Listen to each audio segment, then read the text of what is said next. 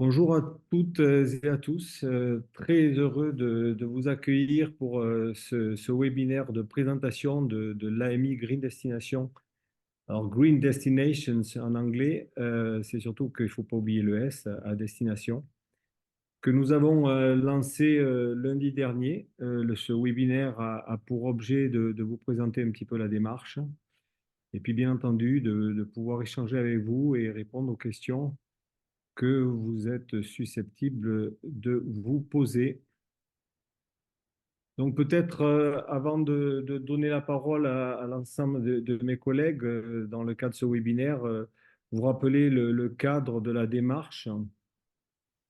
On est bien sur une démarche stratégique là, qui s'inscrit en droite ligne avec le pacte vert qui a été signé il y a de ça maintenant plus de 3 ans par la région et qui prévoit d'accélérer la transition écologique et sociale au travers de la totalité des politiques régionales.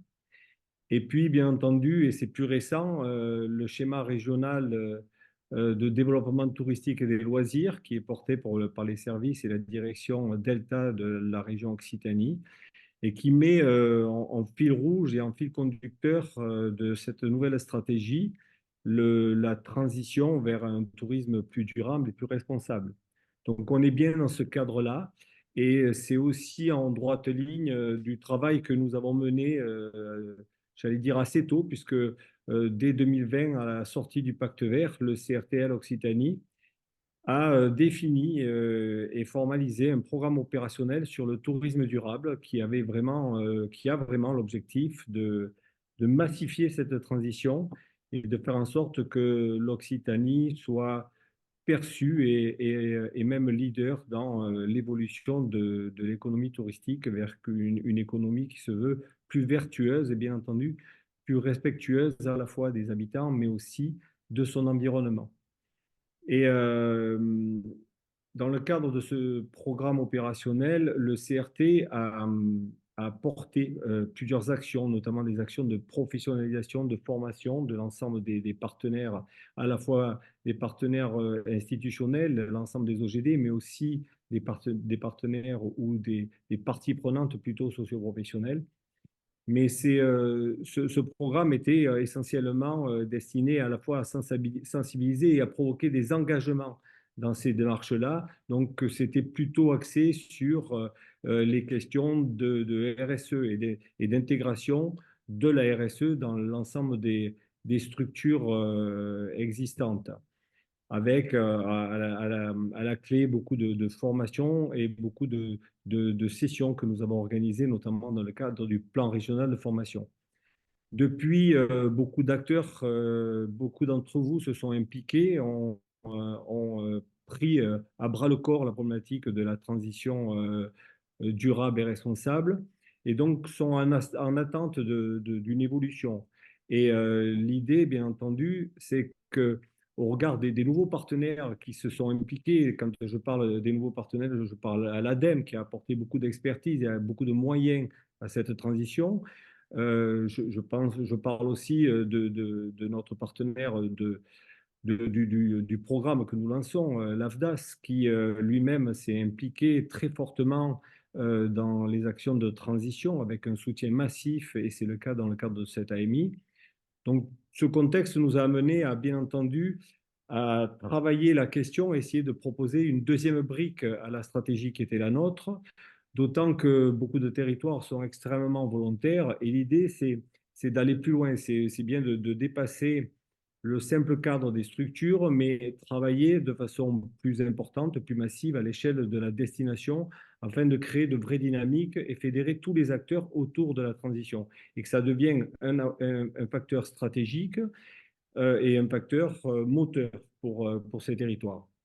D'autant que, et vous le savez, l'urgence climatique est plus que jamais prégnante et qu'on a quand même, et il faut se l'avouer, encore beaucoup d'inertie suivant les territoires dans l'évolution de nos modèles et en particulier du modèle qui va nous amener à travailler de façon plus vertueuse au regard à la fois des territoires et à la fois de l'environnement. Donc dans ce cadre-là, on a souhaité proposer une stratégie qui vient compléter ces éléments, une stratégie qui vise à proposer pour les territoires des outils très opérationnels pour guider et accompagner cette transition. Alors, pourquoi le choix du label Green Destination? On s'est appuyé sur un premier benchmark qui a été réalisé par nos collègues de Normandie, par Office Tourisme de Normandie, donc la fédération qui agrège et accompagne tous les offices de tourisme de Normandie, qui avait déjà travaillé de façon très importante, avec beaucoup d'expertise et beaucoup d'ambition autour de la RSE, puisque je vous le rappelle, on a bénéficié du travail qu'ils avaient mené, notamment sur un référentiel qui permettait d'être complètement adapté aux métiers et aux fonctions et aux missions des offices du tourisme. Donc, dans cette droite ligne, on a voilà, travaillé, repris les travaux qu'ils avaient menés. Et à partir de ce benchmark, nous avons décidé de choisir un label qui puisse s'appliquer et qui puisse prendre en considération les problématiques autour des destinations touristiques. Alors, la réalité, c'est que sur le marché, en particulier en Europe, il n'y a pas pléthore de labels.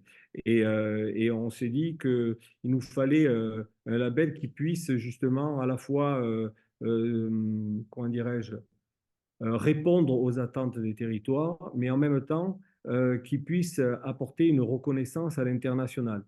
Et le label Green Destination offrait et cochait un petit peu toutes ces cases. C'est un label et une certification, puisque vous le verrez, c'est au-delà des référentiels qu'il propose avec une progression très structurée, il permet d'aller à une certification qui elle-même est reconnue par le Conseil mondial du tourisme, le Conseil mondial du tourisme durable, donc le GSTC. Et c'est un label qui est porté par une structure à but non lucratif qui est basée en Europe, ce qui veut dire que ce n'est pas une démarche commerciale. On peut, de façon assez objective, s'appuyer sur leurs référentiels qui vont être déployés à l'échelle de l'Europe. Et puis derrière, on a bien entendu des coûts de certification qui sont beaucoup plus intéressants et beaucoup plus abordables que les autres démarches. Donc après, on a regardé un petit peu sur le marché français ce qui commençait un petit peu à être identifié. Et il se trouve qu'en France, pas mal de régions ont commencé à travailler avec ce label. Alors, je parlais d'Office Tourisme de Normandie, mais ce n'est pas les seuls. Et ce qui veut dire que derrière, il y a possibilité à la fois de fédérer des opérateurs qui s'investissent dans ce label, mais aussi d'avoir derrière une vraie démarche nationale. Et c'est un petit peu dans ce sens, et j'en toucherai deux mots, que ADN suit de près notre démarche. Et puis enfin, c'est aussi un label qui se décline sur des certifications qui touchent les socioprofessionnels. Donc il y a une vraie dynamique systémique qui touche un petit peu l'ensemble des acteurs touristiques et donc qui apporte beaucoup plus de cohérence dans les démarches qui peuvent être appliquées au sein d'un territoire. Peut-être deux mots donc pour finir sur les objectifs et les objectifs qui sont les nôtres, le CRTL Occitanie. On voit après 3 ans d'un travail assez actif avec les différents territoires que, alors c'est une bonne chose que les démarches partent un petit peu dans tous les sens et notre volonté c'était de pouvoir coordonner toutes les démarches à l'échelle de la région à la fois pour renforcer cette transition, mais aussi pour avoir un sens commun autour de cette transition vers un tourisme plus durable.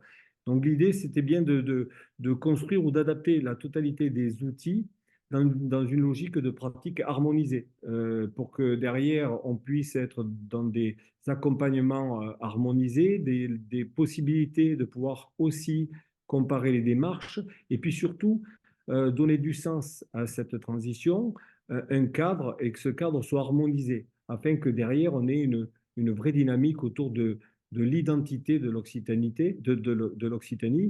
qui, je vous rappelle, se structure autour de trois piliers qui sont l'occitalité, la diversité et la responsabilité. mais ça fait sens aussi au niveau de l'ensemble des destinations touristiques infrarégionales qui, comme ça, pourront aussi pouvoir euh, voilà, se fédérer et puis créer une dynamique collective. C'était vraiment notre objectif dans cette stratégie autour du label Green Destination. Après, évidemment, l'idée, c'est derrière de permettre et de favoriser, au-delà de la démarche propre au label, c'est de, in fine, faire en sorte qu'un maximum de destinations en Occitanie soient labellisées, voire certifiées, et afin que la destination Occitanie, autrement dit la région dans sa globalité, soit elle aussi labellisée Green Destination, ce qui serait une première en Europe. Aucune région aujourd'hui ne peut, j'allais dire se vanter, mais ne peut offrir une labellisation à l'échelle d'un territoire aussi vaste qu'une région. Et puis, bien entendu, et c'est ce qui nous assemble avec l'AFDAS, c'est derrière ça, c'est d'accompagner l'évolution des missions, l'évolution des positionnements de l'ensemble des OGD, notamment au travers l'évolution des métiers, avec pour objectif, c'est bien d'identifier le besoin en compétences qui vont émerger au sein de chaque OGD, et avec derrière le souhait de proposer des accompagnements plus personnalisés, plus adaptés à ces nouveaux métiers, et l'intégrer notamment dans le fameux programme régional de formation qui est proposé à l'ensemble des OGD. Alors, voilà un petit peu très rapidement brossé les ressorts un petit peu stratégiques de la démarche et ce qui nous anime au sein du CRT pour développer et pousser la logique de cette labellisation. Avant de donner la parole à l'AFDAS, dire deux mots sur les partenaires. Donc, c'est évidemment une démarche qui est collégiale, hein. On est associé à l'AFDAS qui porte le financement de l'appui conseil, mais aussi nous avons dans un comité de pilotage que nous avons construit pour pouvoir accompagner la démarche, nous avons l'ADEME qui est notre partenaire dans toute la stratégie de transition que nous menons, un partenaire notamment un partenaire à la fois financier, mais un partenaire important sur toute la partie expertise. Nous avons bien entendu la région qui accompagne ce projet, cette dynamique, et puis ADN qui nous fait l'honneur et puis l'amitié, plus que l'amitié, qui intervient en véritable observateur, puisque la démarche est une démarche expérimentale à l'échelle nationale.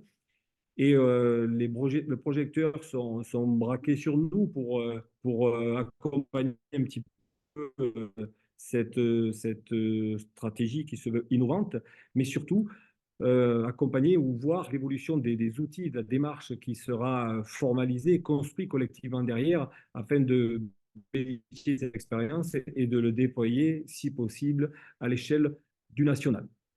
Donc, je remercie en particulier ces partenaires, donc la région, l'AFDAS, l'ADEME et bien entendu ADN pour nous accompagner. Et puis, je remercie beaucoup les chevilles ouvrières du CRTL qui portent ce dossier. Et je parle notamment de Sophie Birkin qui nous fait l'amitié de s'associer à ce travail. Et puis, on a aussi, sur la partie logistique, Guillaume Petiot qui s'est pas mal investi, je voulais le saluer, dans ce cadre.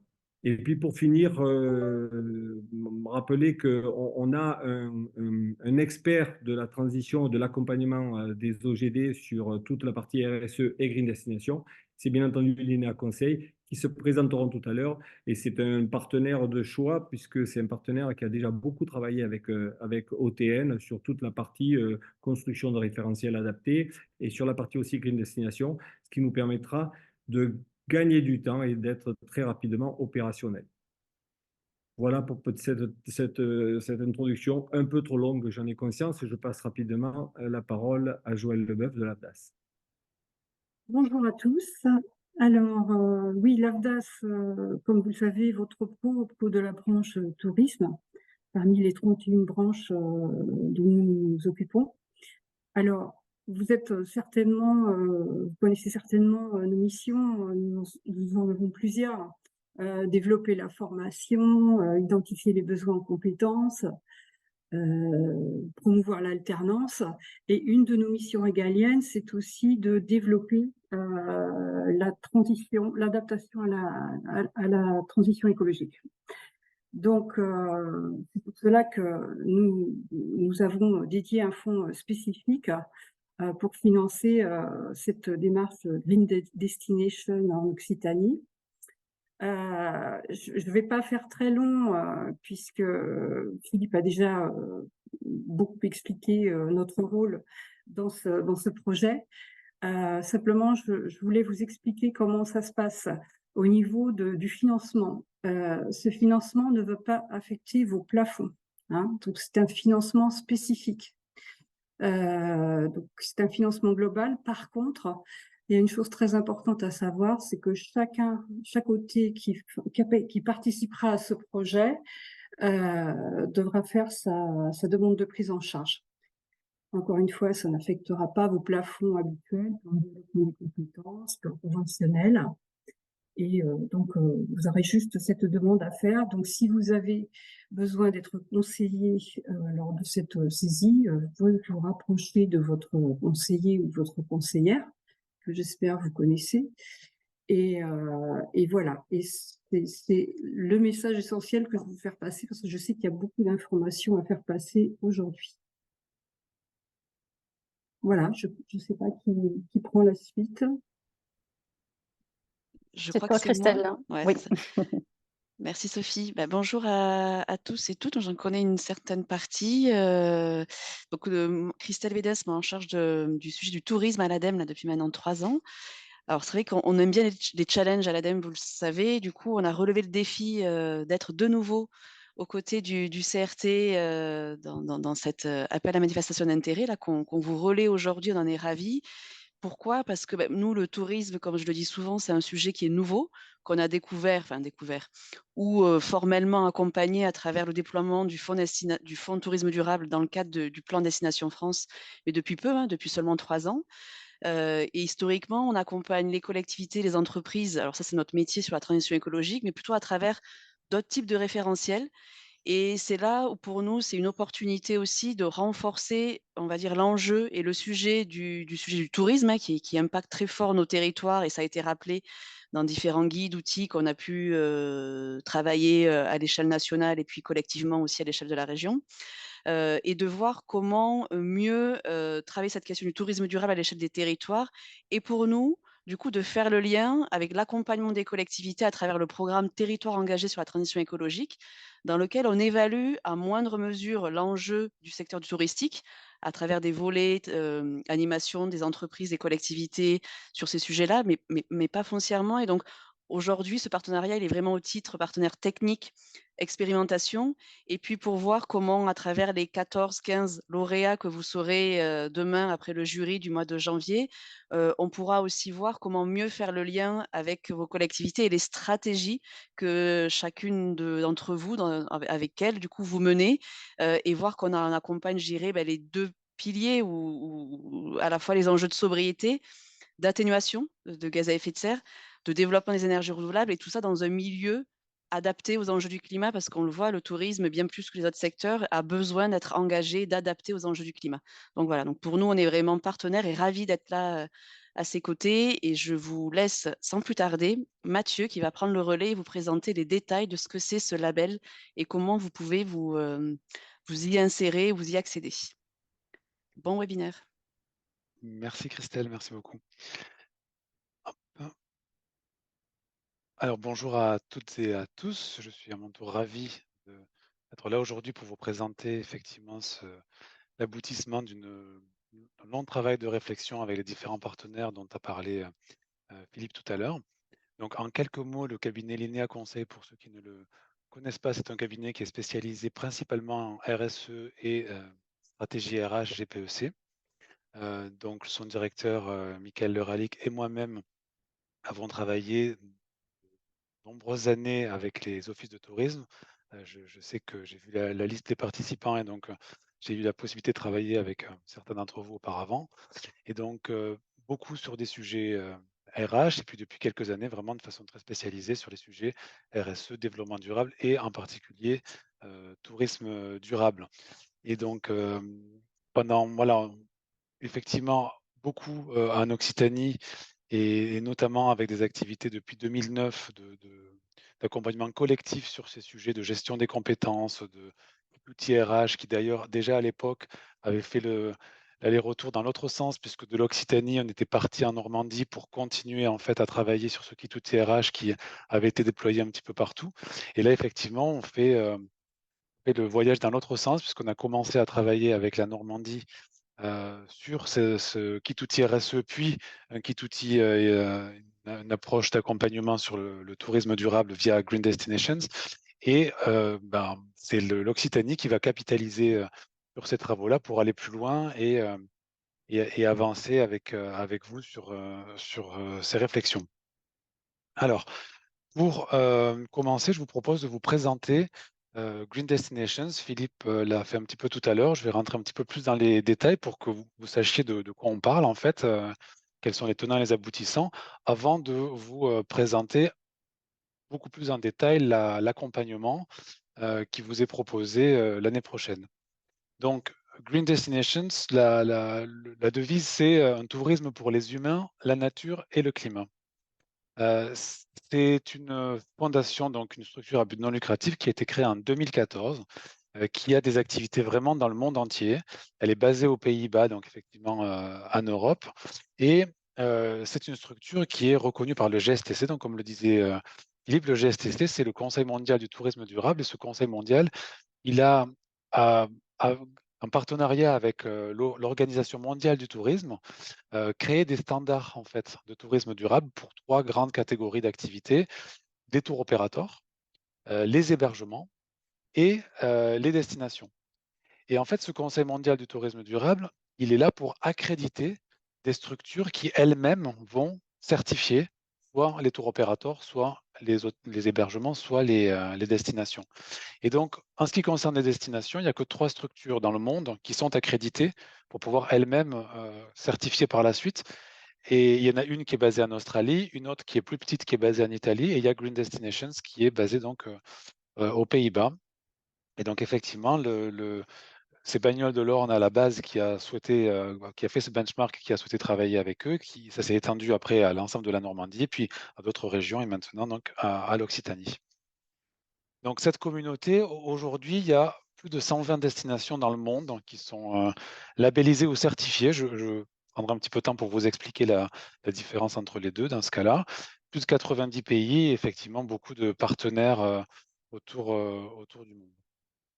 Alors, il y a beaucoup de destinations qui sont aussi sélectionnées dans le top 100. Ça, c'est quelque chose qui est un petit peu particulier. Peut-être que Déborah, puisqu'on a la chance d'avoir une destination tout à l'heure qui est Granville, qui va nous faire qui va nous faire un retour d'expérience.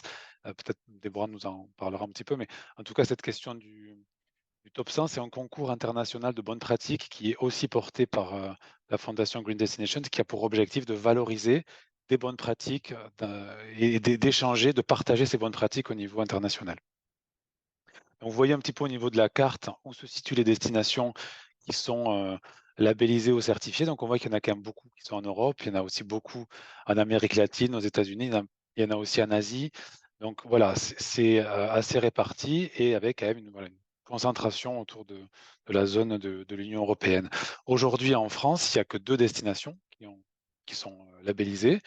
C'est Bagnole de l'Orne qui a fait un travail individuel pour arriver jusque-là, et Granville Terre et Mer qui nous fait l'honneur de nous présenter sa démarche tout à l'heure, et qui est donc la première destination qui a été accompagnée comme ça dans le cadre d'un groupe, d'un accompagnement collectif tel qu'on le propose en Occitanie, et qui a été jusqu'à la certification, enfin, jusqu'à la labellisation. Il y en a un certain nombre d'autres qui sont en cours et qui vont être labellisés dès l'année prochaine.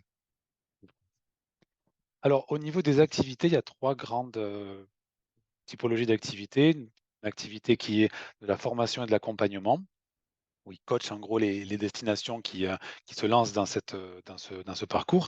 Il y a les activités de reconnaissance, en fait, Donc, soit ce fameux top 100 dont je vous parlais, où on reconnaît une bonne pratique qui est valorisée, soit ce qui nous occupe aujourd'hui, c'est-à-dire les labellisations ou certifications, en anglais, ils appellent ça award et certification, où il y a un autre programme qui est le programme Good Travel, qui est le programme pour les socioprofessionnels. Voilà.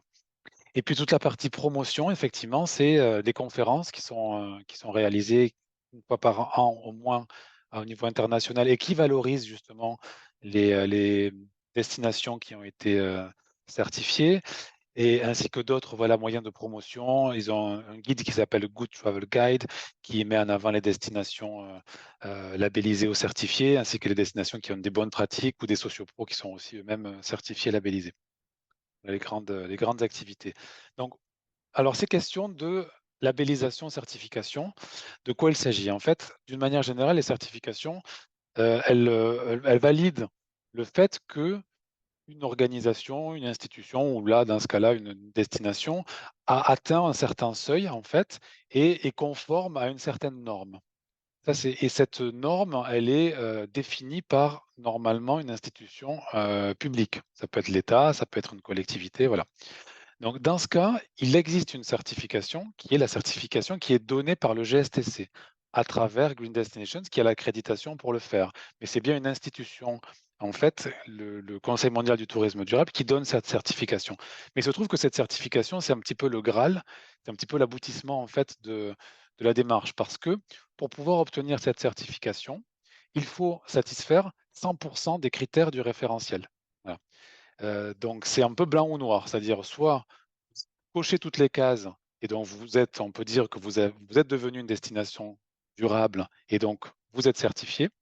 Tout ce qui se passe avant, vous êtes en progression et en chemin vers cette certification. Et donc, ce que Green Destinations a créé, c'est un chemin, en fait, un chemin qui quand même valorise et jalonne la démarche et la progression. Et donc, c'est là qu'on parle de labellisation, puisque c'est donc la fondation qui valide ces niveaux-là. C'est basé exactement sur la même méthodologie et sur le même référentiel que pour la certification finale, mais c'est attribué par la fondation elle-même sans forcément que ce soit derrière validé par le Conseil mondial du tourisme durable. Donc cette labellisation, c'est une progression qui permet d'avancer et de valoriser là où on en est. Donc, il y a 4 niveaux, bronze, argent, or, platine. Là, on voit, il y a 2 en fait, 2 logos, c'est Green Destinations et il y a Quality Coast. Ça, c'est juste une petite déclinaison de Green Destinations pour les destinations côtières, en fait. Voilà. En gros, c'est la même chose, un peu spécialisé sur la partie côtière. Donc cette progression, et là, voilà la différence entre label, qu'ils appellent awards, et certification. Alors, pour vous en dire un tout petit peu plus sur le contenu, c'est une certification, enfin, ou une labellisation, donc, puisque les 2 existent, qui est déclinée, qui en fait est découpée sur 6 thématiques et qui contient 75 critères obligatoires. Il y a quelques critères aussi qui sont des critères optionnels. Et donc, on voit les 6 thématiques sont extrêmement complètes et larges. Donc, la première thématique, c'est la gestion de la destination. Comment c'est géré, les tableaux de bord, les personnes, les compétences, les structures, la gestion des flux touristiques, etc. Donc, en gros, la gestion de la destination. Le deuxième thème, c'est tout ce qui est nature et paysage, donc comment je protège, mais aussi comment je valorise la nature et les paysages. Le troisième thème, c'est vraiment le dur de l'environnement, voilà, environnement et climat, qu'est-ce que je mets en place dans ma destination pour préserver l'environnement et lutter contre le dérèglement climatique et adapter. Voilà. La quatrième thème, c'est tout ce qui est culture et tradition, donc vraiment tout le patrimoine culturel, matériel, immatériel de la destination. Le cinquième thème, c'est le bien-être social, donc tout ce qui va être ben, beaucoup lié aux habitants, à la répartition de l'économie touristique, etc. Les questions de santé, les questions, voilà, tout ce qui est autour du social. Et le dernier thème qui est vraiment très important, c'est la partie des entreprises en fait et des socioprofessionnels. Comment la destination va aussi accompagner, encourager et embarquer voilà, les socioprofessionnels sur ce chemin de la durabilité. Et avec quelques parties aussi sur la communication responsable de la destination.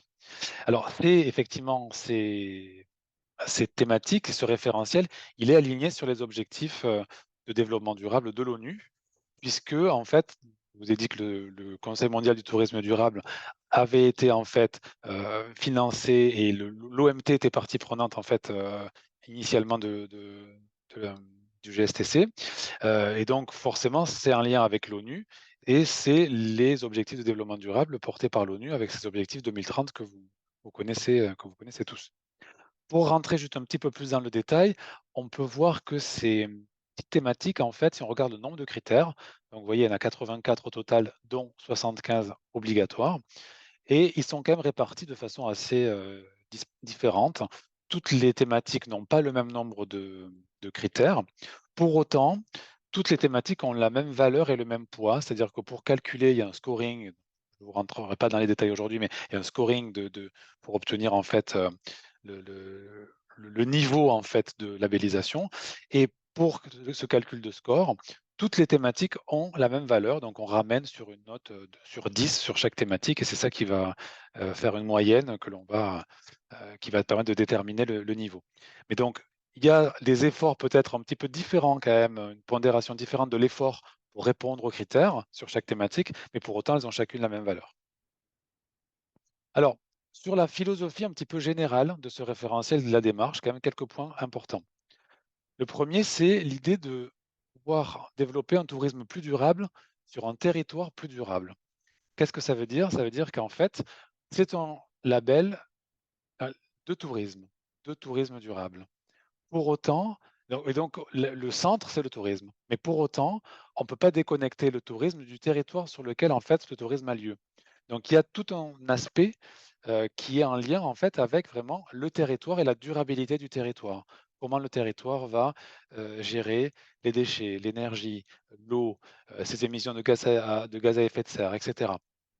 Donc c'est aussi la raison pour laquelle, comme on vous en parlera tout à l'heure, peut-être vous l'avez déjà lu au niveau de l'AMI, il y a la nécessité d'un partenariat entre l'office de tourisme et la collectivité. Parce que ni l'un ni l'autre ne peut travailler seul sur ce référentiel. Et même si la plupart des thématiques sont vraiment en lien avec le tourisme, il y en a quelques-unes, et notamment la partie environnement et climat, où il y a nécessité de travailler pour obtenir de l'information et pour éventuellement aussi accompagner la transformation, de travailler avec le ou les services de la collectivité qui vont traiter de ces sujets-là. Donc il y a cette double couche, en fait, tourisme plus durable sur un territoire plus durable. Une approche qui se fait par la gestion des risques. Ça veut dire quoi? Ça veut dire qu'en fait, l'idée, c'est d'identifier tous les atouts de la destination, les atouts principaux de la destination, qui vont avoir une attractivité touristique, que ce soit des atouts naturels, culturels, etc., et de voir comment le tourisme interagit avec ces atouts de la destination. Et voir effectivement quels sont les impacts positifs ou les impacts négatifs que le tourisme peut avoir sur ces atouts. Et à partir de là, chercher à éliminer ou limiter au maximum les impacts négatifs et valoriser et développer les impacts positifs. Donc c'est vraiment une approche comme ça qui en général plaît bien aux élus de se dire, ben voilà, je vais avoir une approche par la gestion des risques du tourisme sur mon territoire. C'est une démarche qui est très participative, c'est le fondamental bon, de toutes les démarches RSE ou de développement durable, mais l'idée c'est d'être dans la collaboration, dans la participation, et là vraiment toutes les parties prenantes sont impliquées dans, dans le cadre de ce référentiel, c'est-à-dire les visiteurs, les habitants, les entreprises, évidemment, comme je disais, la collectivité, enfin, tout le monde est amené en fait à participer d'une manière ou d'une autre à cette démarche, soit parce qu'on va interroger les besoins, les visions des uns, des autres, mais en tout cas, il y a cette démarche qui est très participative. Et au sein même finalement des structures qui le gèrent, c'est-à-dire l'office de tourisme et la collectivité, c'est beaucoup l'occasion finalement de créer des ponts et des collaborations.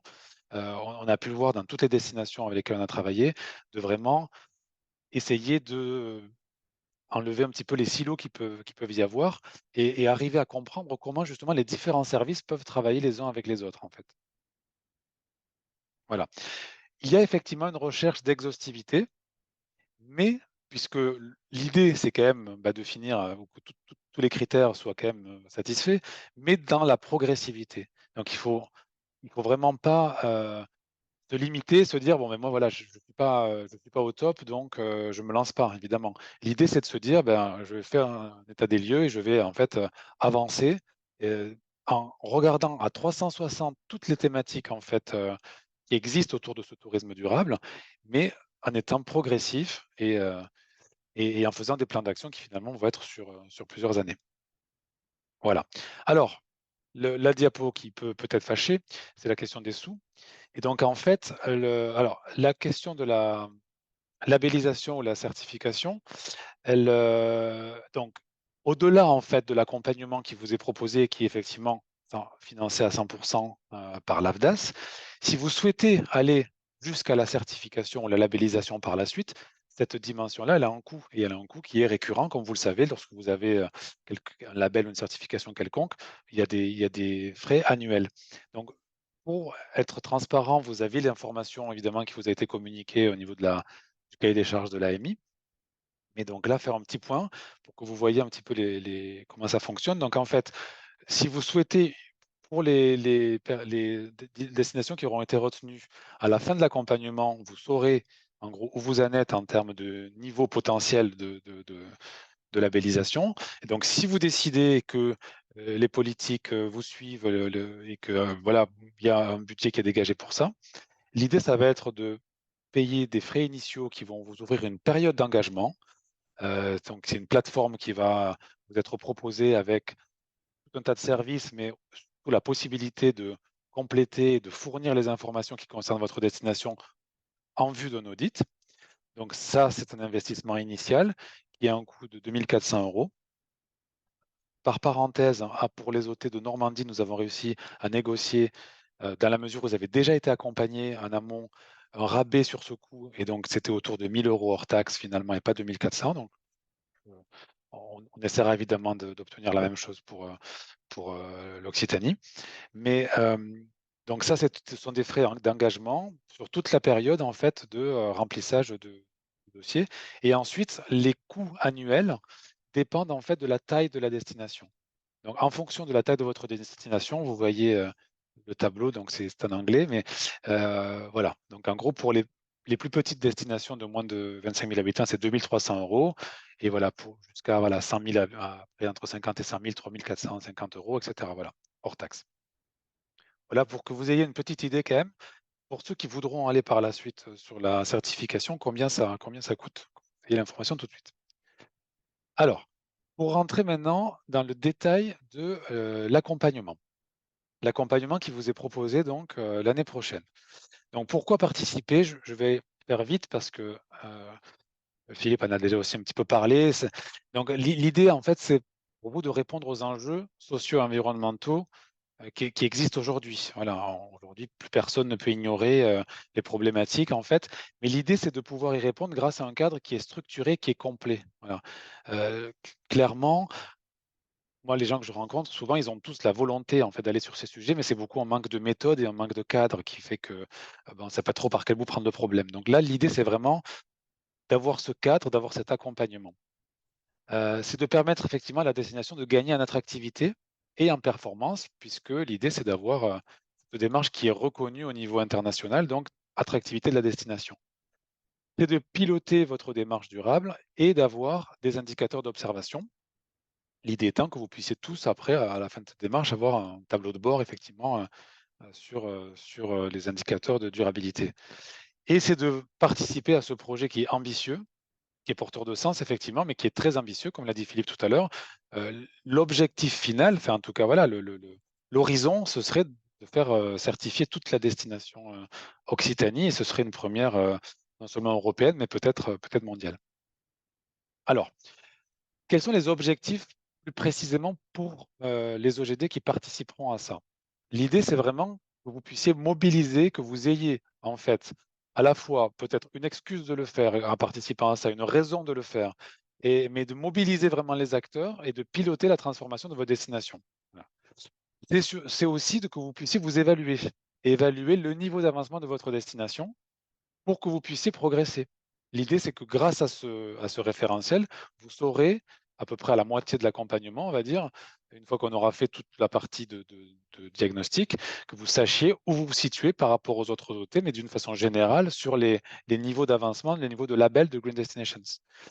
Que vous engagiez toutes vos parties prenantes dans les améliorations de pratique, donc à la fois les visiteurs, les sociopros, tout le monde en fait, va pouvoir être encouragé davantage, hein, parce qu'on sait que vous ne partez pas tous évidemment de zéro, mais développer cet engagement de toutes les parties prenantes. Si jamais vous atteignez le niveau bronze, c'est-à-dire le niveau minimum, et que pour vous, les financements sont là, tout est au vert pour y aller, l'objectif, c'est que vous puissiez aller jusqu'au bout de la démarche, que vous valorisiez votre démarche par un label qui est reconnu. C'est optionnel, c'est une option que l'on souhaite tous. Mais effectivement, l'idée, c'est que ce sera à vous de décider une fois que vous aurez suivi cet accompagnement. Et de la même façon que c'était le cas tout à l'heure pour le niveau régional, à la fois, c'est un projet qui est à la fois porté par l'AFDAS et le CRT. Et donc, ces dimensions d'implication RH au niveau de la démarche sont importantes. Et l'idée, c'est qu'on puisse aussi faire ressortir les besoins RH de chacun de vos structures pour pouvoir les faire remonter et y répondre d'une façon collective au niveau régional. Voilà les différents objectifs de l'accompagnement. Alors, cet accompagnement, il est structuré en 2 grandes étapes. Une étape initiale, qui est une formation de 3 jours, et ensuite l'appui conseil à proprement parler, qui va durer 7 jours. La formation initiale, elle sera dispensée par OTN, donc c'est la Fédération des offices de tourisme de Normandie. Pourquoi? Parce qu'effectivement, on a déjà beaucoup travaillé avec eux, on a déjà fait un premier accompagnement collectif, donc on a tiré des leçons et on a aussi créé un certain nombre d'outils dans le cadre de cette démarche. L'objectif en fait de l'accompagnement en Occitanie, c'est bien de capitaliser sur ce qui a été fait là-bas pour pouvoir aller plus loin. Donc le point de départ, c'est celui-là. C'est OTN qui va former le groupe donc des destinations qui seront retenues pendant 3 jours au mois de février pour vous transmettre en fait tout ça, vous former aussi sur le référentiel, sur le contenu, que vous ayez déjà voilà, des bonnes bases sur tout ce sujet-là. Donc, en gros, les objectifs pédagogiques pour cette formation, c'est que vous, voilà, vous maîtrisiez toute cette notion de tourisme responsable, que vous sachiez diagnostiquer la durabilité de la destination, donc en gros, sur la base du référentiel Green Destinations, que vous ayez déjà voilà, bien identifié les partenaires à impliquer pour pouvoir impulser la démarche, voilà, que vous ayez en fait, grâce à ça, préparé, que vous ayez les informations et les outils et les techniques pour pouvoir aller plus vite dans le cadre de l'appui conseil par la suite. Et grâce à cette formation, tout le kit outil qui a été créé en Normandie vous sera transmis et l'Occitanie pourra en fait voilà, aller plus loin et continuer à déployer cette démarche-là. Donc ces 3 jours en fait qui auront lieu en février, je vous donnerai les dates tout à l'heure. Alors, une fois cette formation réalisée, on passe à la démarche d'appui conseil à proprement parler, qui va donc durer 7 journées, qui va s'étaler sur toute l'année 2024, qui va se terminer peut-être même tout début 2025. Cet accompagnement il est décomposé en 6 grandes étapes. En fait, la première qui sera un pré-diagnostic individuel où c'est globalement un échange que nous allons avoir, l'INEA Conseil, avec les destinations de façon individuelle. Un échange d'1 heure et demie à peu près, voilà, pour déjà mieux comprendre votre contexte, vos enjeux, vos objectifs, et puis pour éventuellement adapter aussi certains éléments du reste de l'accompagnement. Ça, c'est une première étape de prise de contact individuelle comme ça. Ensuite, on va passer au diagnostic et à l'accompagnement collectif en lui-même. Donc ça, c'est 3 jours de collectif, mais qui sont découpés et étalés en 6 demi-journées. Donc je vais y revenir de façon plus détaillée, mais en gros, on va avoir une phase de diagnostic et d'accompagnement qui seront collectifs. Suite à ce diagnostic collectif, on va avoir des temps individuels qui seront des temps de plan d'action individuel où vous allez pouvoir travailler donc avec un consultant l'INEA Conseil pour, sur la base du diagnostic qui aura été fait, affiner les choses et définir les réponses que vous allez pouvoir apporter aux problématiques qui ressortiront du diagnostic. Suite à ces plans d'action, on prévoit un temps de rassemblement collectif pour que vous puissiez présenter chacun et échanger sur vos plans d'action. Ça, c'est en général des choses qui sont très intéressantes parce que ça donne des idées aux uns et aux autres, ça permet de voir par quel biais chacun a pris en fait la problématique qui correspond à son territoire et qui, même si effectivement les thématiques sont quasi universelles, on va dire, l'idée c'est vraiment de les adapter à son propre territoire. Donc c'est intéressant de voir comment les uns et les autres ont travaillé et ont défini leur plan d'action. Et une fois que ces plans d'action seront réalisés, on va passer à une mesure de mise en œuvre. Donc ça, c'est un temps qui est un petit peu plus court, donc mise en œuvre des plans d'action. Mais je vais vous donner un petit peu plus de détails aussi tout à l'heure, on va dérouler. Il y aura c'est à la fois individuel et collectif, ça va être, on va voir comment on va organiser ça, une fois que les plans d'action auront été définis. Et puis on termine par un rassemblement aussi toujours collectif pour faire une évaluation et un suivi. Alors, on regarde un petit peu le temps. Donc ce pré-diagnostic, je n'ai pas besoin d'en dire beaucoup plus, mais voilà, l'idée, c'est de prendre ce premier contact et comme l'AMI, en fait, les résultats de la RMI seront donnés le 1er février, l'idée, c'est que courant février, on puisse travailler là, sur cette partie-là, en parallèle de la formation qui va être apportée.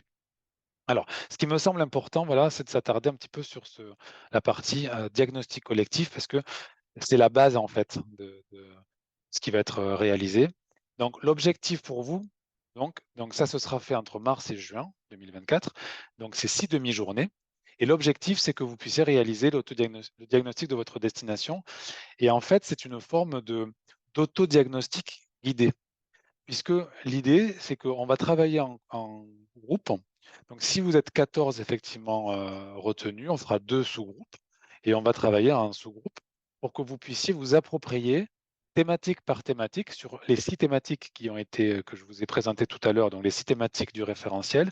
On va travailler chacune des thématiques pour que vous compreniez bien de qu'est-ce qu'on attend au niveau de chacun des critères, que vous ayez des exemples, que vous puissiez voilà, travailler là-dessus. Et l'idée, c'est qu'entre les sessions qui ont été organisées tous les 15 jours, 3 semaines, vous puissiez en fait faire ce travail en équipe au niveau de l'OT, avec la collectivité, etc., rassembler déjà les informations pour pouvoir avancer sur cette auto-évaluation guidée. Et la fois d'après, on pourra répondre aussi à vos questions, et creuser certains sujets, que vous puissiez échanger entre pairs pour savoir comment chacun ben, à la fois évalue et peut-être résoudre les problèmes auxquels il est confronté. Donc l'idée, c'est ça, c'est d'avoir des temps comme ça, entre 2 et 3 semaines pour travailler ensemble sur des sujets que vous allez aussi travailler de votre côté en individuel. Donc il y a 6 thématiques, mais en fait, ces 6 thématiques, on les regroupe sur 5 demi-journées, parce que comme vous avez vu tout à l'heure, toutes les thématiques n'ont pas le même nombre de critères. Donc l'idée, c'est d'avoir 5 demi-journées pour travailler sur ces 6 thématiques. Et la demi-journée restante, elle servira à avoir une réflexion avec vous sur les outils et les méthodes qui sont à harmoniser au niveau régional. La façon dont on a réfléchi cet accompagnement, c'est essayer de faire remonter au maximum les choses du terrain.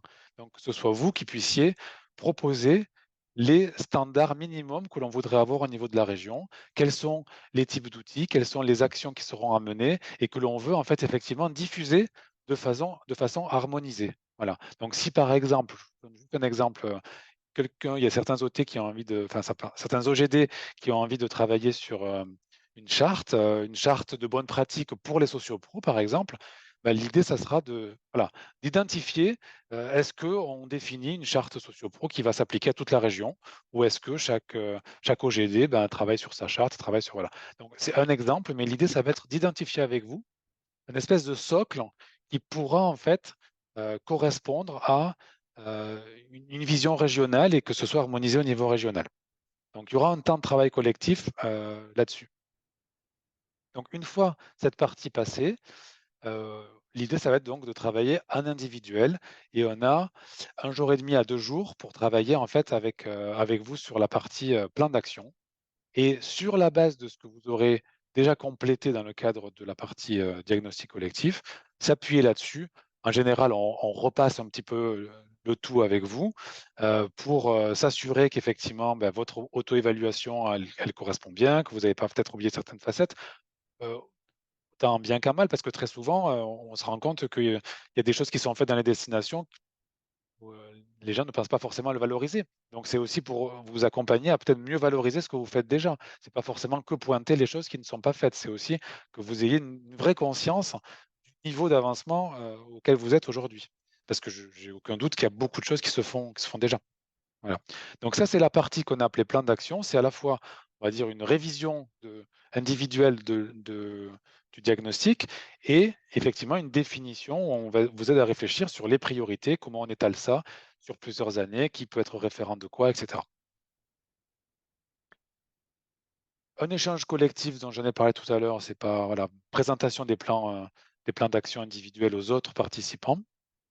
Et puis après, voilà, cette partie de mise en œuvre, l'idée de cette partie-là, c'est, ça va être un mixte de individuel et collectif. La façon dont on imagine ça, c'est que ce seront souvent peut-être des sous-groupes qui vont être aussi définis pour qu'on puisse en fait aussi mutualiser le temps que l'on a en fait. Le temps que l'on a, plutôt que de passer 0,75 jours ou un jour avec un OT, c'est de se dire bon ben voilà, on va regrouper peut-être 2-3 OT, puis on va avoir 2 ou 3 jours pour travailler sur un sujet et l'approfondir davantage. Donc ça, c'est la façon dont on va fonctionner et le contenu de cette partie-là va dépendre entièrement de la première phase et de ce que vous allez mettre dans vos plans d'action et des outils et des méthodologies sur lesquels vous allez vouloir travailler en fait. Donc aujourd'hui, je suis bien incapable de vous dire ce qu'on va faire, mais on le décidera effectivement ensemble, enfin, sur la base de ce que vous allez proposer. Le CRT va aussi évidemment être là pour donner ses orientations et faire se réunir ce qui va remonter du terrain par le biais de la mission et de l'accompagnement, et la vision aussi régionale et la stratégie régionale qui est insufflée à la fois par la région et par le CRT. Voilà. Donc, cette partie-là, elle va servir à être beaucoup plus les mains dans le cambouis et dans le concret pour créer des choses qui vont avoir cette valeur régionale et qui pourront ensuite être déployées. Voilà.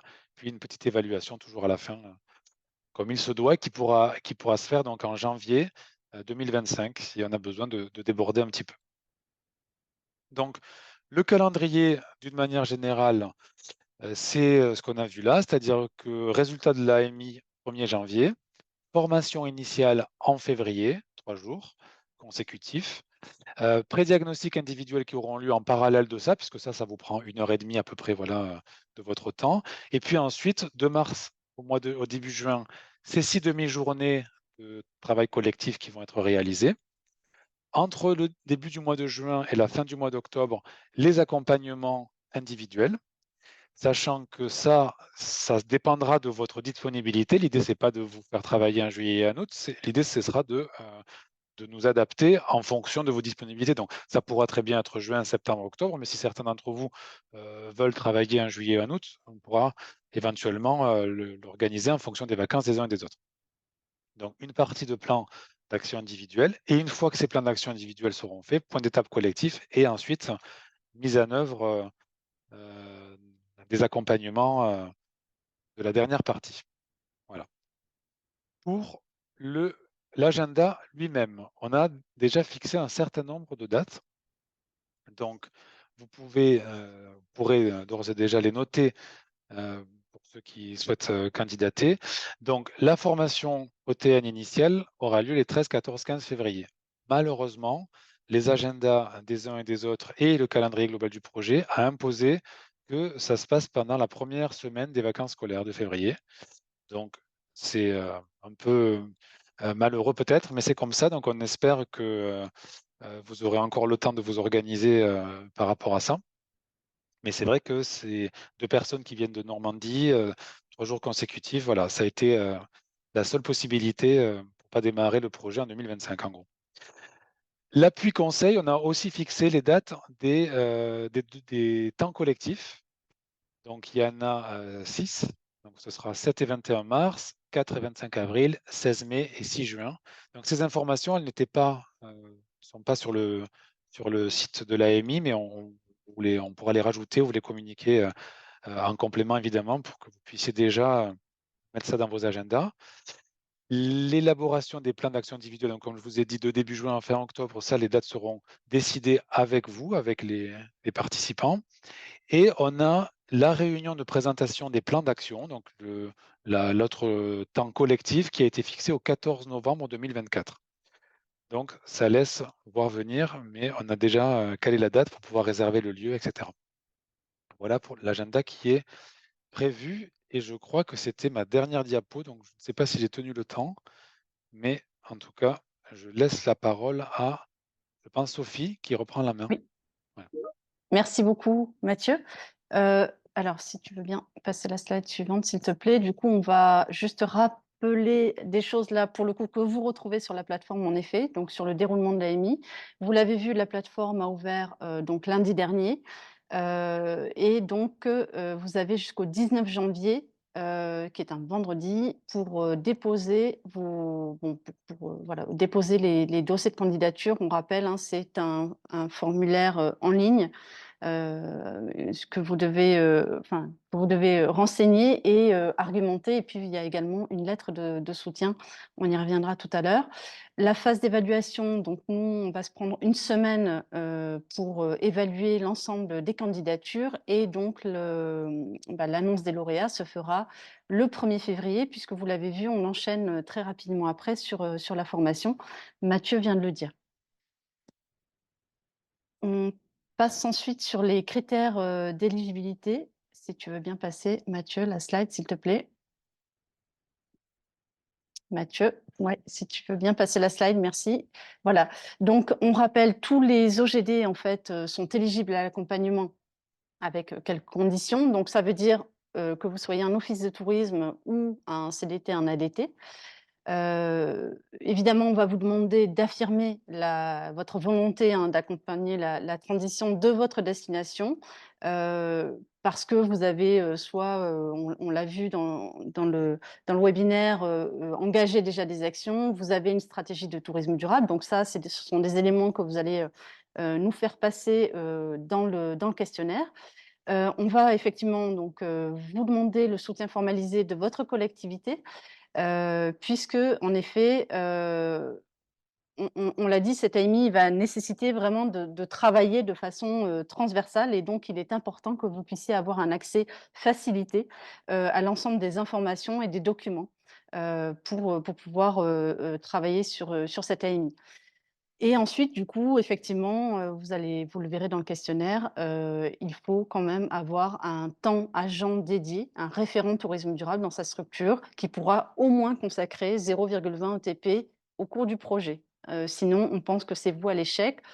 Peut-être des choses qui ne sont pas dites, mais c'est vrai qu'attention, par exemple, si voilà, à la personne qui sera définie comme référent tourisme durable, les conseillers en séjour, on le sait, souvent pendant les fortes périodes sont peu mobilisables, donc attention, voilà, ça peut être des facteurs un petit peu bloquants.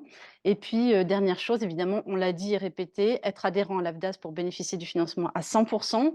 On y reviendra tout à l'heure, on fera un petit aparté sur des demandes qui peuvent émaner, et puis être adhérent évidemment du CRTL et à jour de ses cotisations. Et puis, voilà encore une slide, s'il te plaît, sur les critères de sélection. Là, vous les avez déjà vus également sur la plateforme, hein. Donc, les critères de pondération, ça va être la qualité et la maturité de l'approche de développement durable à hauteur de 35%, donc à la fois sur votre RSE, votre démarche, et à la fois sur votre démarche de territoire à hauteur de 25%. On l'a dit, les moyens que vous allez pouvoir mobiliser pour cet accompagnement à hauteur de 40%, donc la désignation d'un référent tourisme durable, et notamment au cours de l'accompagnement, le soutien de la collectivité de rattachement, parce qu'on le dit, vous n'allez pas travailler seul, vous allez travailler en collaboration. Et ensuite, l'intérêt stratégique du projet et la motivation quant à cet accompagnement. Notamment, est-ce que voilà, la volonté d'accompagner l'ensemble de vos professionnels, de vos partenaires, et puis la cohérence et l'opportunité pour l'ensemble du territoire. Donc ça, ce sont des choses que vous allez pouvoir nous dévoiler, argumenter au travers à la fois du questionnaire et à la fois de la lettre de soutien. Pour ceux qui y avaient répondu à l'AMI Mobilité, on est un petit peu dans le même cas de figure. Voilà. Et je passe très vite. Voilà, donc le jury sera composé de 4 structures, hein. Évidemment, le CRTL Occitanie, la région Occitanie avec sa vision globale et sa connaissance fine des territoires. L'ADEME, en la personne de Christelle Bédès, hein, qui nous a présenté voilà, toutes les démarches de transition. Et puis ADN Tourisme, notre fédération. C'est vrai voilà, s'il y a des besoins particuliers, on pourra aussi solliciter l'avis du cabinet Linea et bien sûr de l'AFDAS qui bien souvent vous connaît déjà.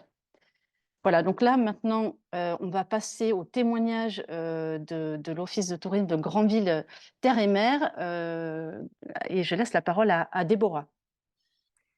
Oui, bonjour à tous. Je suis ravie d'être avec vous, ravie de partager donc cette expérience de Green Destinations et puis plus collectivement de travail en groupe derrière ces réflexions durables qui ont été donc menées avec Office de tourisme de Normandie, comme ont déjà évoqué Mathieu et Sophie notamment. Et vous essayez de témoigner de tout l'intérêt de rentrer dans cette démarche. Pour ça, j'ai prévu effectivement de vous raconter un peu notre histoire. Mais je ne vais pas couper à vous montrer un peu ce qu'est Granville Terre et Mer, puisque c'est aussi l'opportunité pour vous d'associer des images à ce territoire normand qui vient donc d'être labellisé Green Destinations, comme Mathieu vous l'a dit. Donc Granville Terre et Mer, c'est une intercommunauté, une destination de 32 communes. Donc pas forcément des plus simples en matière d'animation de destination en matière de durable, a fortiori sur 42 km de littoral protégé, avec un quartier insulaire qui est l'archipel de Chauzet, qui est également site classé Natura 2000. Donc ça fait déjà beaucoup de petits éléments qui vous montrent en quoi tout ça peut complexifier la donne de ce type ou enrichir la donne de ce type de candidature, avec des sites majeurs comme les cabanes Vauban, comme Granville lui-même, le premier port coquillier de France. C'est 700 km de chemin de rando, 22 établissements MQT aujourd'hui, plus de 1000 anneaux sur le port de Plaisance, et puis pour le clin d'œil, 2386 heures d'ensoleillement. Je suis la directrice de l'Office de tourisme intercommunal, donc qui a vous porté la candidature. Ce que je vous propose, c'est pour vous mettre ces images, de vous montrer pendant 2 minutes notre petit film, non pas promotionnel, mais notre petit code de destination qui va avoir la vertu de vous démontrer tout l'intérêt qu'on porte à des démarches collectives et le fait que l'on croit beaucoup au faire ensemble. Là, c'est une petite vidéo qui partage à nos acteurs de territoire les éléments de discours du territoire que nous avons construit il y a 4 ans. Donc, je laisse Mathieu peut-être lancer la vidéo pour vous faire découvrir Granville Terre et Mer.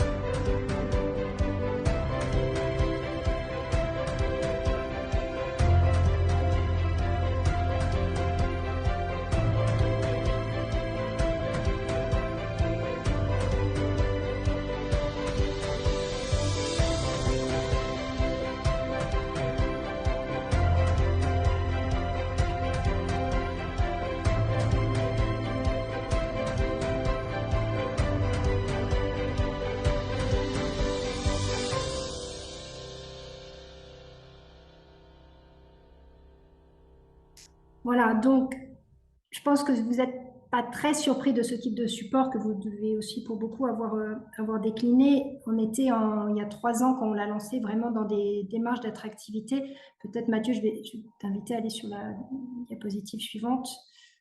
Là, j'ai prévu de vous raconter un peu l'histoire justement de notre cheminement vers Green Destination en partant de nos objectifs de promotion, de partage, d'enjeux à l'échelle de notre territoire.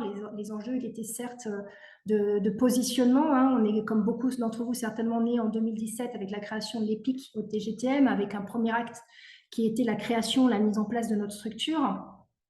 Et puis assez vite, dès 2019, on s'est lancé dans un schéma acte 2 de définir ce qu'on voulait faire de notre territoire, définir la promesse de territoire. Et c'est là qu'on était assez convaincus qu'on avait intérêt à faire ensemble pour être plus puissants. Comme beaucoup, là, je pense que je vous apprends vraiment rien. Mais du coup, on s'est reposé les questions de nos valeurs, de ce qu'on voulait en dire, et on a décidé d'être un territoire lisible, visible, de qualité, accessible et durable. C'est un des axes qui a été annoncé dès 2019 avec cette conviction forte que nous avions à l'Office de tourisme de devoir mettre du durable dans notre stratégie. Donc, on a annoncé cette notion de durabilité dès 2019, fin 2018-2019, mais à l'époque, clairement, ce n'était pas forcément super entendu. On envoyait les balbutiements comme beaucoup, mais il fallait le défendre.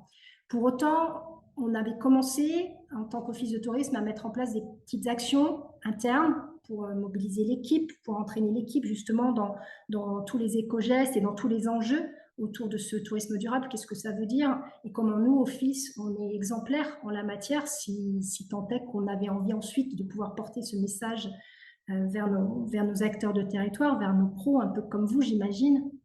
Et on ne se sentait pas forcément légitime de le faire, sinon on ne s'était pas mis en ordre de marche. Pour autant, on faisait des petites actions internes, on faisait des petites actions en direction de nos pros, on faisait des petites actions de sensibilisation en direction des touristes dans nos supports, dans nos éditions, dans notre site internet. Voilà, mais c'était assez épars. On ne savait pas bien par quel bout le prendre, et en tout cas, pour nous, notre priorité, c'était d'être exemplaire. Je vous raconte vraiment l'histoire, j'espère que vous vous y retrouverez. Vous allez certainement être à des stades différents par rapport à tout ce que je vous dis. Mais forcément, après, il s'est passé 2020, alors qu'on avait un petit peu lancé ça, où on essayait de convaincre de l'intérêt d'aller vers le durable, mais le mot durable faisait peur. Dans l'anecdote, c'était voilà, Madame Durable, l'Office de tourisme qui rentre, qui nous parle et qui va nous faire un petit peu le hiatus sur ça. Donc c'était un peu compliqué, donc on a décidé en 2020 de se renforcer sur ces sujets-là. On a profité du Covid pour beaucoup participer à des webinaires pour vraiment s'acculturer, se renforcer. À la sortie du Covid, on a mis en place nos premières rencontres pro consacrées au tourisme durable. On avait invité aussi les acteurs du tourisme durable à venir témoigner sur l'importance d'eux pour qu'on ne soit pas les seuls à porter ce discours. Parce que pour nous, c'était dur d'être seul à porter ce discours. Et puis, il y a eu des nouveaux élus qui avaient une oreille déjà un peu plus ouverte, mais sans nécessairement savoir ce que c'était que ce tourisme durable. Et puis, juin 2021, opportunité proposée par la Fédération d'Offices de tourisme de Normandie que de réfléchir à plusieurs sur ce sujet de la RSE et du tourisme durable et de travailler ensemble à effectivement une grille pour permettre de nous cadrer et de nous évaluer. Donc forcément, en ayant ces convictions-là, en ayant déjà un petit peu touché au sujet de façon plus ou moins pertinente, ou en tout cas plutôt isolée, on est monté dans le train pour travailler avec tout le monde. Et dès cette première année, on a été très convaincus par les bénéfices de la démarche collective. Alors, le bénéfice de la démarche autour d'un sujet, et ce que je dis maintenant pour la RSE va être valable pour Green Destination, le fait d'avoir un cadre, un référentiel, un tableau et de pouvoir se poser l'ensemble des questions, pour nous, a été très structurant. Ça nous a permis vraiment de cadrer notre démarche et d'être beaucoup moins éparpillés. Ça nous a permis aussi, avec les autres, d'identifier des actions qu'on n'avait pas forcément imaginé être une action de l'ordre de la RSE ou de l'ordre de Green Destination. Disons qu'à travers le témoignage des autres et la démarche collective, on s'est enrichi dans le propre remplissage et dans la propre analyse de ce qu'on faisait nous. Donc, on a été convaincus par les bénéfices d'une action collective qui crée de l'émulation, qui rassure, qui donne du tempo Parce que clairement, avant, on n'avait pas d'objectif de temps. On faisait, mais c'était parce qu'on avait envie de faire. Et on n'avait pas quelqu'un qui nous disait, tiens, dans un mois ou dans 3 semaines, il faut qu'on ait fait le point sur ça ou démontré ça. Et ça passait toujours sur le petit dossier d'après. Donc clairement, la démarche RSE avec OTN en collectif, avec les autres offices, nous a vraiment permis d'avoir ce rythme, ce tempo, de réfléchir avec les autres et d'avoir un cadre et de nous donner des idées et des bonnes pratiques. Très fière que cette démarche collective ait été récompensée à l'échelle internationale par Green Destination dans le top 100, donc les bonnes pratiques de gouvernance à l'échelle d'un territoire. Donc ça, c'était chouette de se dire que ce qu'on avait fait à l'échelle normande commençait à être reconnu au niveau international. Ça donnait du poids à nos acteurs, à nos élus, de dire que ce qu'on était en train de faire, Office de tourisme, c'était pas mal. Il y avait cette reconnaissance internationale, donc on avait vraiment tout intérêt à continuer. Et puis, en 2022, quand l'opportunité de faire la même chose au niveau de la destination s'est présentée, pour nous, c'était effectivement à nouveau bingo, parce que tout le bénéfice à nouveau de ce travail collectif que j'évoquais et de cette émulation et de ce partage de bonnes pratiques, mais cette fois-ci à l'échelle d'une destination. Donc clairement, avec des parties prenantes qu'on maîtrise un peu moins bien.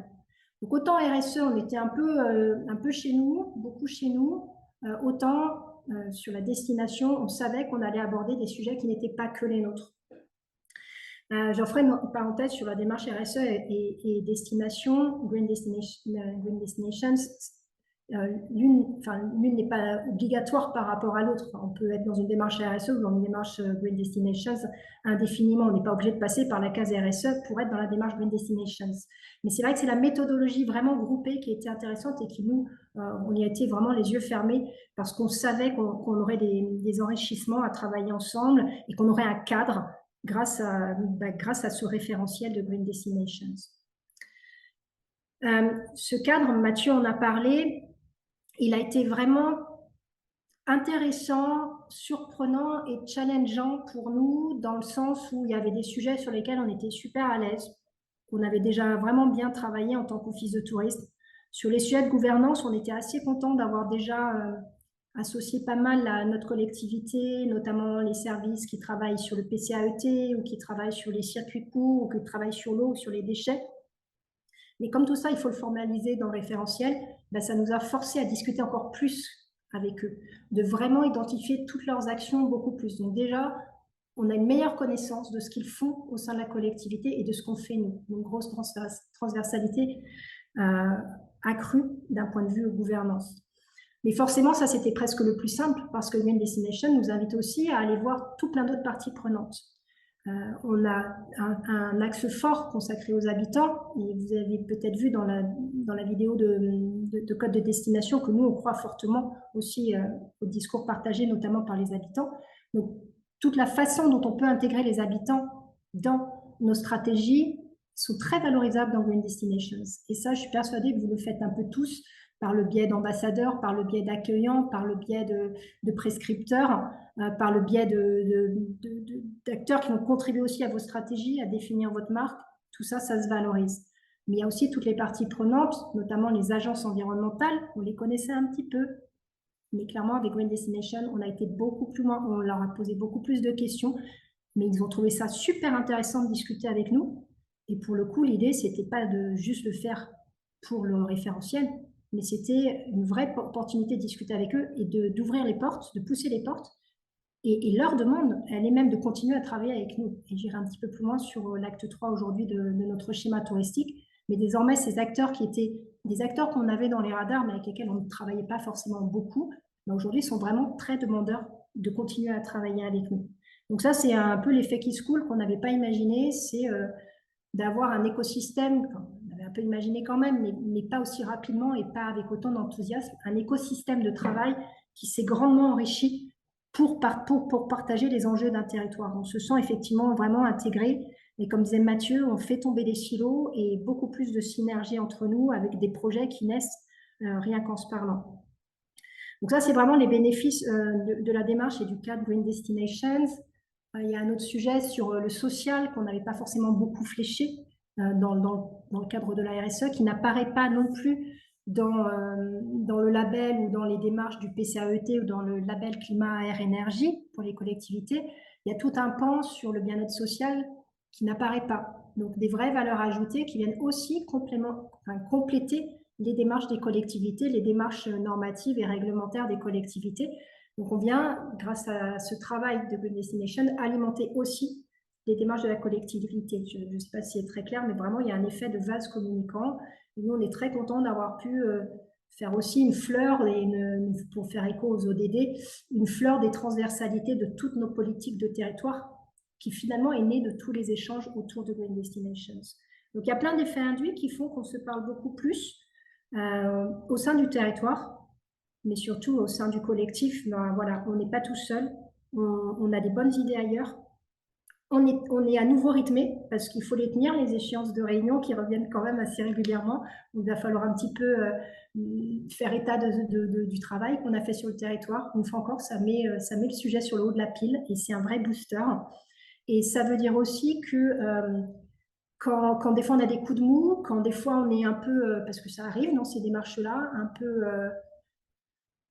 peu déçu d'une lenteur ou ça va pas assez vite parce qu'on connaît l'urgence d'eux par rapport au climat, et ben il y a le reste du groupe qui est là pour nous rebooster, pour nous remonter, et c'est un peu aussi à Mars et ça repart. Donc clairement c'est vraiment l'intérêt du collectif et je vous invite vraiment à en profiter.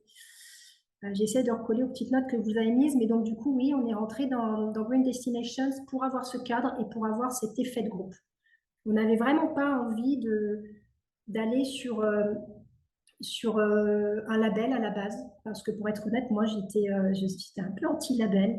Il y avait un peu cette dynamique commerciale pour moi, mais finalement, à l'issue du travail, du remplissage du tableau, qui prend du temps, mais en collectif, on y va par phase, on s'intéresse à un sujet, puis à un autre sujet, donc ça va finalement au bout d'un an de travail, comme Mathieu l'a dit. Enfin, c'est peut-être un peu moins d'un an, mais on a déjà finalement complété le tableau ensemble. On n'a presque pas vu qu'on avait fait tout ça. Ce qui pourrait paraître une montagne quand on se lance tout seul sans se rythmer, ben finalement, au bout de 9 mois, on avait un tableau déjà bien complété avec plein d'idées qui émanaient de nos réflexions, de nos prises de recul grâce à ce référentiel, mais qui venaient aussi des idées qu'on avait des autres. Ben, on s'est dit, ben, finalement, on est peut-être prêt à déjà candidater. Et finalement, on a déjà fait des choses. On ne se rendait pas compte qu'il y avait autant sur le territoire. Donc, ça vaut le coup d'être valorisé, peut-être de démontrer que tout ce qu'on a fait à plusieurs, pas que l'Office de tourisme, hein, j'insiste vraiment, ce qu'on a fait à plusieurs, ben, c'est valorisable et qu'on se satisfasse déjà à l'échelle du territoire de ce qu'on a fait. On a pris la mesure des enjeux. On n'est pas parfait, loin de là, mais on a déjà pris la mesure du sujet. On a commencé à étudier des choses, mettre en place des outils, réfléchir à des actions. Il y a un sujet de pouvoir monitorer aussi. Ça, c'est peut-être un petit peu notre faiblesse aujourd'hui, de vraiment mettre en place des tableaux pour suivre tout ça. C'est notre enseignement, ça va faire partie de nos objectifs futurs, mais ça ne nous empêche pas de candidater, puisque comme l'a dit Mathieu, on est en progression. Donc on s'est rendu compte que finalement, probablement, on pouvait déjà prétendre à obtenir un niveau dans le cadre de Green Destination, et ce serait peut-être chouette que tous nos acteurs, et notamment nos élus, puissent entendre qu'on a déjà fait des choses, et puis finalement ceux qui ne l'ont pas entendu se demandent ce que c'est que ce sujet-là, et comment et pourquoi la destination va vers ça, pourquoi elle a déjà ça alors qu'il y a encore plein de sujets, il y a encore plein de problèmes, mais parce que oui, on a déjà fait des efforts collectifs, on a déjà été plusieurs à prendre la mesure d'eux, on a fait des petites choses, et déjà ça, c'est valorisable. Donc en gros, pour moi, c'était l'opportunité au mois de juin dernière que de mettre le projecteur sur ce qui était déjà amorcé, dans l'idée d'aller encore plus loin ensemble et de susciter l'intérêt de nos acteurs sur le territoire, de nos élus pour nous conforter. Je ne sais pas si vous voyez les caméras qui se rallument, j'espère que je ne suis pas trop longue, mais un effet qui se coule aussi, qui est arrivé à l'issue de cela, c'est que vous l'avez vécu comme nous, je pense, cet été, beaucoup de tourisme bashing un petit peu dans les médias. Et ben, finalement, le fait d'être Green Destination, ça veut dire que les organes du tourisme et les acteurs du tourisme, eh ben, ils ne font pas n'importe quoi. Ils ont pris ça en compte. Et donc, on a vraiment envie de continuer ensemble. Et ça permet de montrer que oui, on avance pour le bien du territoire à plusieurs. Donc aucun regret. Et vraiment, contraire, je vous invite à le faire. Et l'accompagnement permet de ne pas souffrir dans le remplissage des tableaux. Merci, merci beaucoup, Déborah. Ça a été extrêmement clair et extrêmement aussi excitant parce que il n'y avait pas de mots mieux que les tiens pour exprimer un petit peu les objectifs qui sont les nôtres dans cette démarche. Je t'en remercie infiniment. Voilà, effectivement, j'avais éclairé un petit peu la caméra, je voulais pas te mettre la pression, mais le temps passe, il ne nous reste pas beaucoup de temps et je voulais qu'on consacre un petit temps avant de nous quitter sur les questions, déjà pas mal de questions. Ouais. Alors, rentrer directement dans le vif du sujet pour une question un petit peu récurrente. J'ai vu au fil des remarques une question qui émanait des PNR, notamment pour savoir s'ils étaient éligibles à la démarche. Alors, pour être très très clair, en fait, cette première vague, cette première séquence autour de la stratégie Green Destination, qui est quand même à la fois innovante et nouvelle, puisque c'est une première action qui est consacrée par cette AMI, elle est ouverte exclusivement auprès des offices du tourisme qui sont adhérents de l'AFDAS et donc cotisants auprès de l'OPCO AFDAS pour la fameuse cotisation formation professionnelle. Donc, c'est vrai que c'est limitant. Bon, ça veut dire que nous, en Occitanie, on a un quart des OGD qui sont de droit public et donc qui ne peuvent pas, malheureusement, s'inscrire dans cette première démarche. On en est effectivement un petit peu désolé. On travaille sur la question depuis le mois d'avril, voire mars, le disait très justement Mathieu. Et bien évidemment, la question du financement ou de l'accompagnement de ce financement s'est posée à nous. Nous avons, et je les en remercie encore une fois, l'AFDAS qui a saisi la balle au bon et qui a trouvé des crédits sur l'exercice 2024 pour permettre à tous les OT qui s'inscriraient dans le cadre de l'AMI. Donc, le budget, il est limité là aussi, donc c'est pour ça qu'on a limité à 14. Donc, l'AFDAS a répondu présent. On a sollicité aussi le CNFPT. Malheureusement, on n'a pas eu de retour. Donc, on le regrette, mais c'est un état de fait. Cette première séquence, elle est limitée aux offices du tourisme et structures qui sont adhérentes de l'AFDAS.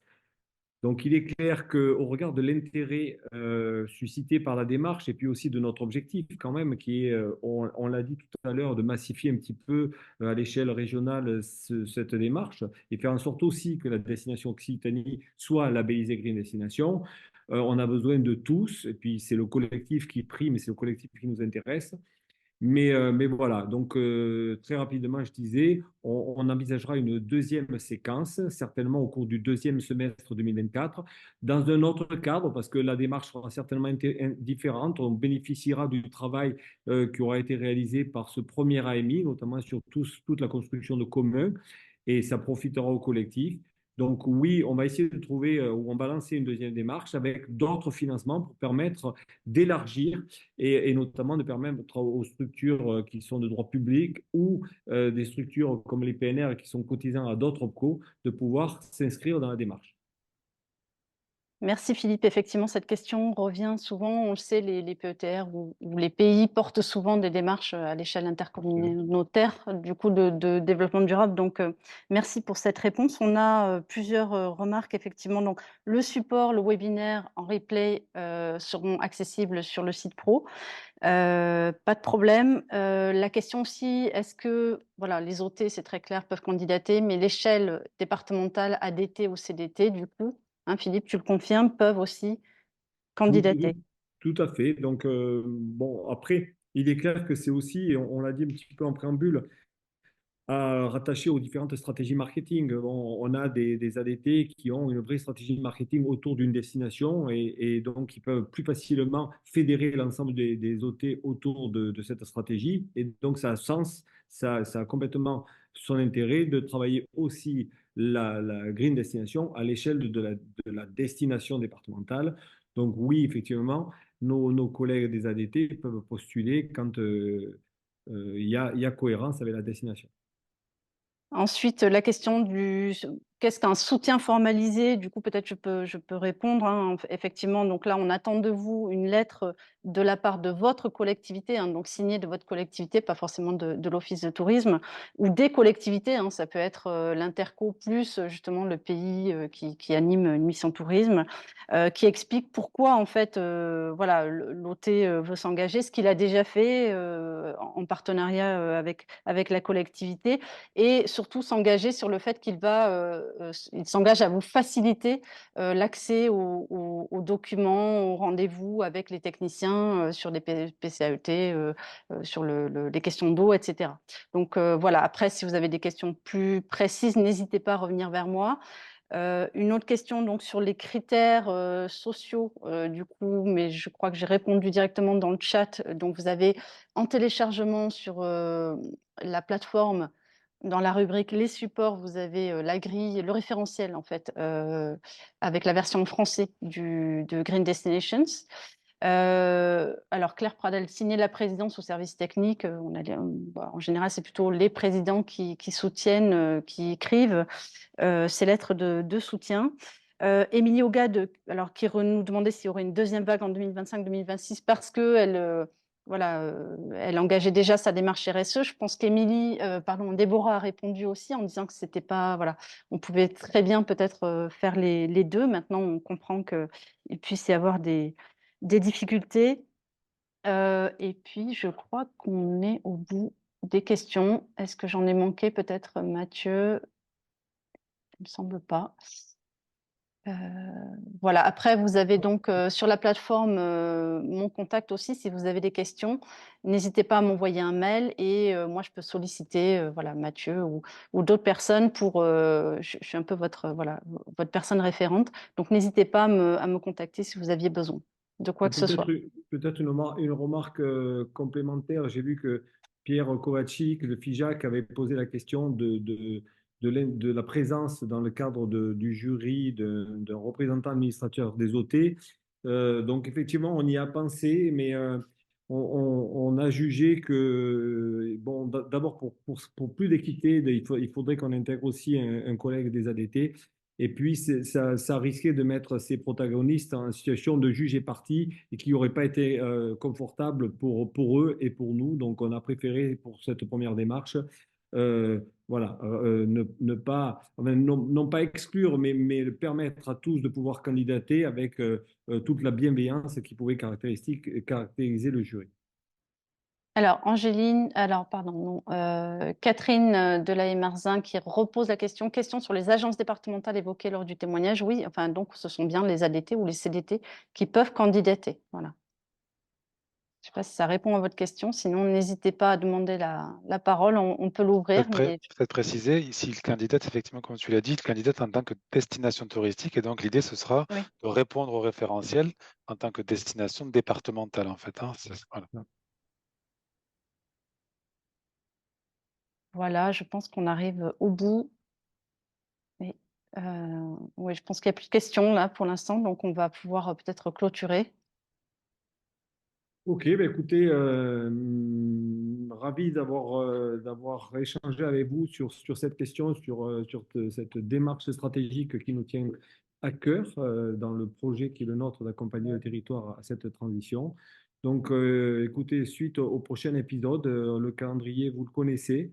On attend un maximum de candidatures pour pouvoir permettre aux différents candidats sélectionnés de rentrer avec nous dans la démarche.